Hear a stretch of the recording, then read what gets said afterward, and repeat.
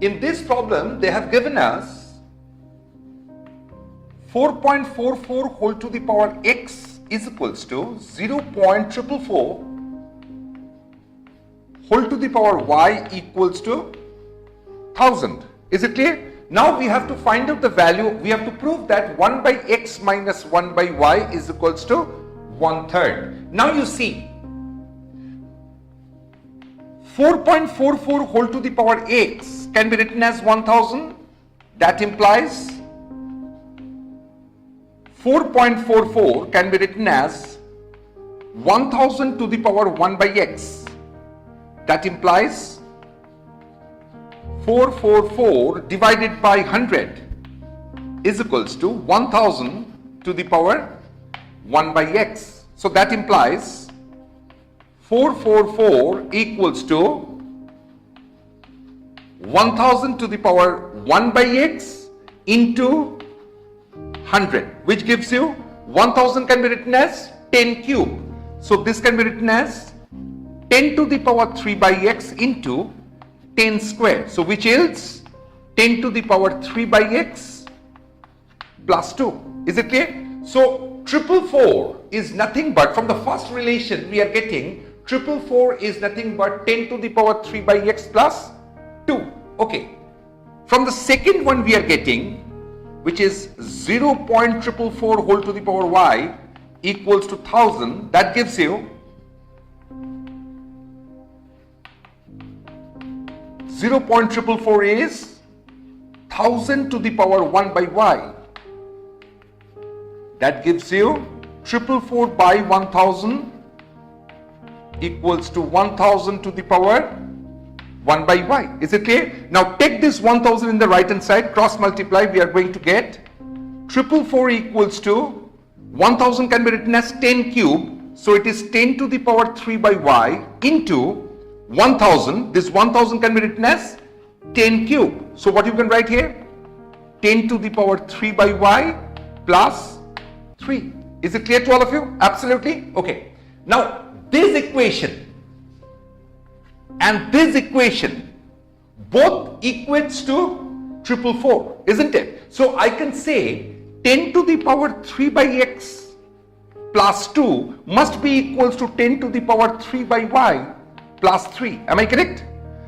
So since the bases are same, so we can write 3 by x plus 2 is equals to 3 by y plus 3. Am I correct? So from here we can get, we are taking this 3 by y in the left hand side and this 2 in the right hand side. We are getting 1 by x minus 1 by y. 3 times 1 by x minus 1 by y is equals to 1.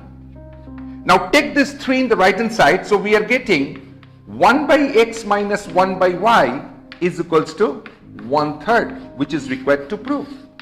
Is it clear to all of you? So we have proved that 1 by x minus 1 by y equals to 1/3. Is it clear? In this problem we have been given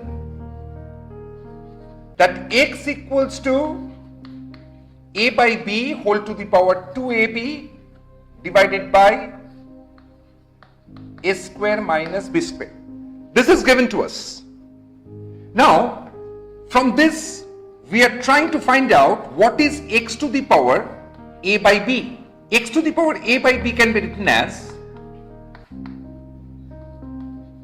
2ab by a square minus b square into a by b, which gives you what?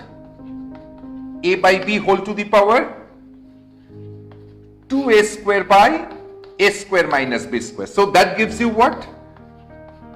A by b. I'm writing this 2a square. I'm just modifying this 2a square. I'm writing it as a square plus b square plus a square minus b square divided by a square minus b square. Have you understood this step?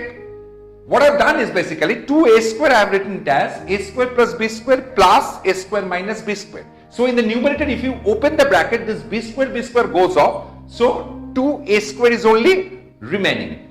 So we are getting what? Now if I separate in the power, so we are getting a square plus b square divided by a square minus b square into a by b.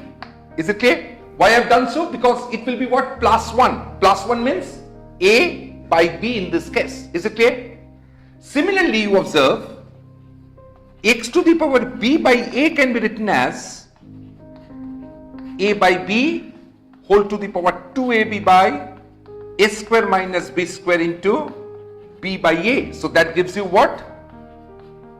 A by b in the power we are having 2b square by a square minus b square. Is it clear?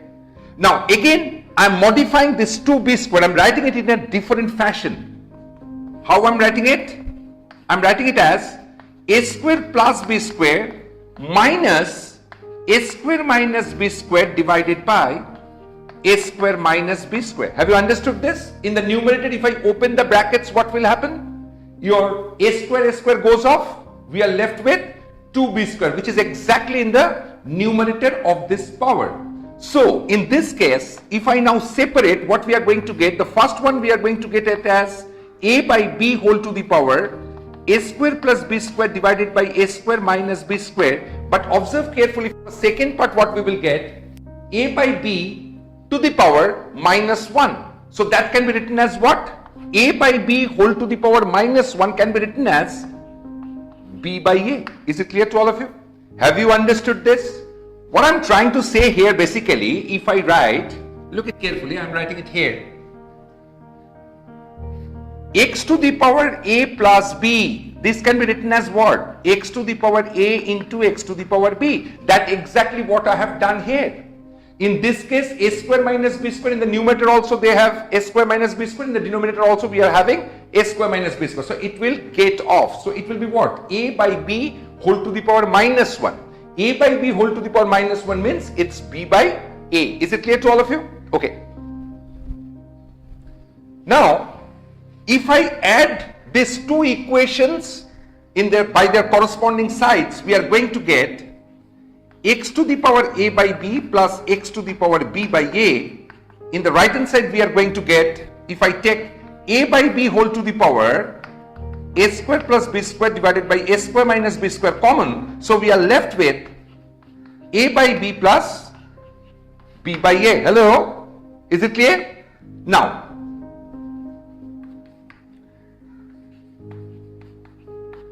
in the right hand side,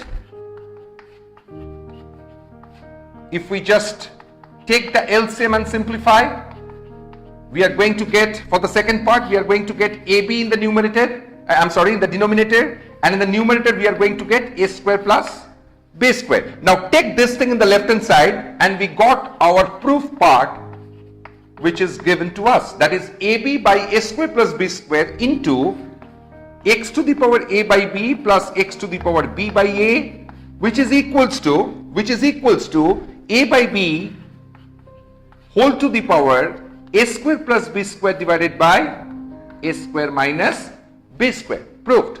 Have you understood this problem? This problem is very interesting problem. So I will suggest you to practice this problem again at least twice so that you will understand how I have manipulated, how I have done the sum. Okay, and that will give you the confidence to that extent which will help you to solve problems in the future tests. Is it clear to all of you?